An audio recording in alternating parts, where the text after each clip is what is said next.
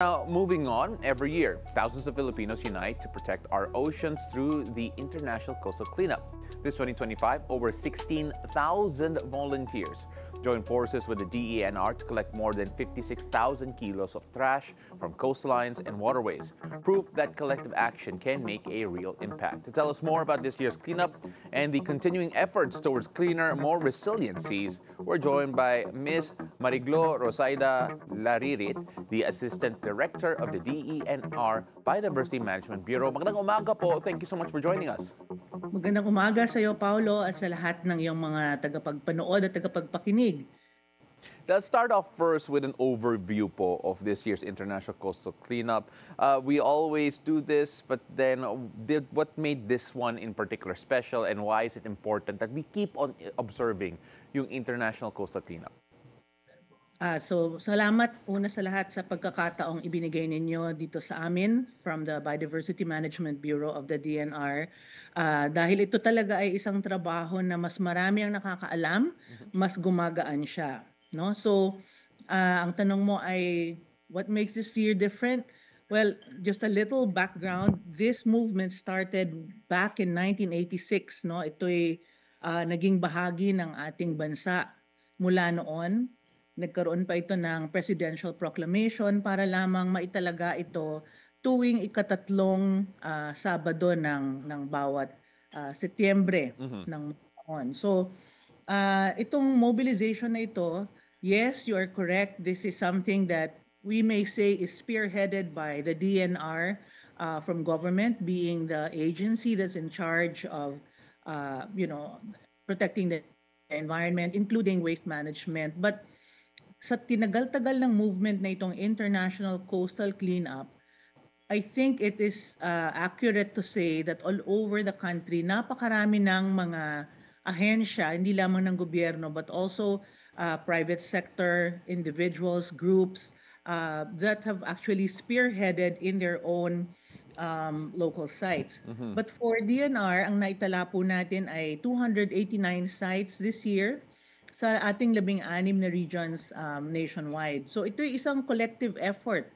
More than anything, this is a demonstration of everybody's sustained commitment to be stewards of our coastal and marine ecosystems, our oceans, and to advance our shared goals, like you said, towards a resilient and sustainable environment. Ma'am, how do you pick kung anong mga cleanup sites, or is it chosen by mga local communities or mga organizations that do want to participate in this particular cleanup, or does the DENR have mga priority sites po? Okay, so over the years, meron tayong mga na-assign na italaga na ng mga volunteers or co-volunteers, partners in various sites. No, the goal is for us to add to these sites as many as possible. Earlier, you mentioned 16,000 volunteers. Actually, Paolo, yung 16,000 volunteers na yan ay para lamang sa National Capital Region, no? All over the country, naitala ng DENR, at sinasabi kong naitala dahil I am 100% sure that maraming hindi naitala or maraming hindi nakapagpatala, no, for Opo. one reason or another. Weather being one of them. But I am sure that the number is so much bigger. And we got a total of 103,400 volunteers all over the country who work hand in hand to address this growing marine litter problem of ours. No? So when we say 103,400, that includes a variety of national government agencies, mga local government units, mga non-governmental institutions, schools, even churches, private sector partners. No? So in other words, itong trajectory natin over the years, bagamat dahil din sa pagdami ng tao, dahil din sa pagdami ng pwedeng mga produkto na makokonsume, no? Dahil ito naman lahat ay kasabay ng paglaki ng ating populasyon, ay dumadami ang ating basura, totoo po Yes. yan. Pero dumarami rin ang ating mga kababayan na nagiging aware at nagmamalasakit para sa ating karagatan, dito sa aspeto ng solid waste management. Well, Ms. Mariglo, that's great news na over 100,000 at Mhm. least ang At least, na-recorded in terms of mga volunteers. But of course, we yes, need to look Paolo. at yung profile din of the waste collected because Yes. if we're also saying na 56,000 kilos, is that also po in NCR or just in NCR or is that nationwide po? That indeed is only from NCR, Okay. no? So that 56,000 kilograms of trash, around 5.6 tons, and all over the country, approximately we were able to gather around 445,200 kilograms of trash, Paolo, across all the participants, no, across all the participating regions. And the most frequently collected items, I think, I get asked that all the time. Yeah. So when you do cleanups, not just the big one, which is the International Coastal Cleanup, what do you come across with? No, what are the most frequently collected items? And Yes. I have to say it just around because you can also count them one by one when you pick them up, regardless of size. This is for Mm-hmm. the characterization of what sort of waste it is. Food wrappers, Paulo, Okay. would comprise the majority of the trash items that we gather. Single-use plastics po or the food wrapper or food wrappers in general? Well, it's a combination of plastics, yung pinapangbalot, Opo. at the same time, yun ding mismong balot, yung kumbaga yung packaging nung mga food items na ito, no? So, I guess this really mirrors our consumption patterns, no? Mm-hmm.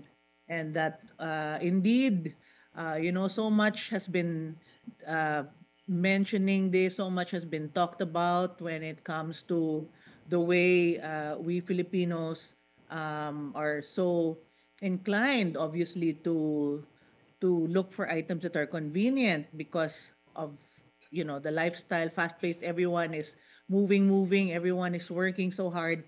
It's also very widely available in the market, so accessibility plays a role. At the same time, of course, cost, no? Because frankly, um, mas mura ng di hamak ang mga processed items Yes. kumpara sa kung ikaw ay bibili or kakain sa restaurant or maghahanda ng pagkain na pupunta ka sa palengke, fresh ingredients and so on, no? So that's it, no? Food Opo. wrappers comprise the majority of our litter that we pick up. Ms. Mariglo, we're gonna have to wrap up in just a bit. But first of all, I want to congratulate you po on yung effort ninyo. Over 100,000 volunteers, an incredible amount of trash collected.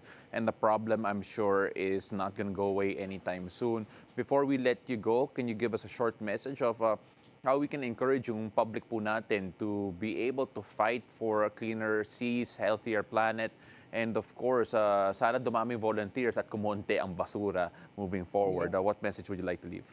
So, well, we all know about reusing, recycling, and so on. And we really call for reduction of waste because once it enters um, the supply chain, once it enters the stream of the flow of things in life, it's very difficult to address it already, no? So it will require more and more resources for our country to address our waste problem. And so to each and every Filipino, ang ating hashtag ngayong taon ay tayo ang solusyon.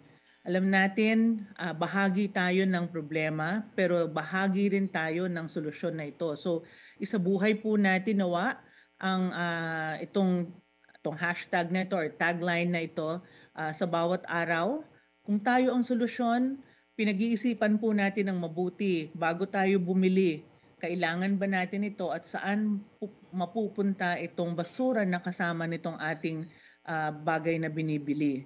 So, and there's a whole lot more that we can talk about, Paolo, Yes when we po. have time. But for today, it's really that, no? Isipin po nating mabuti at kung hindi natin ito alam kung saan mapupunta, baka po pwedeng ipagpaliban muna ang pagbili niyan o wag na muna yang bilhin kung hindi po natin sigurado kung saan ito mapupunta. Maraming Kasi salamat po. Opo. malamang po ito ay mapupunta sa dagat. Yes po. Yun po ang Maraming salamat po. Thank you so much Thank for you. all those insights. DNR Assistant Director Mariglo Laririt for all those insights, and we hope to see you again soon. Thank you po. Thank you. Thank you.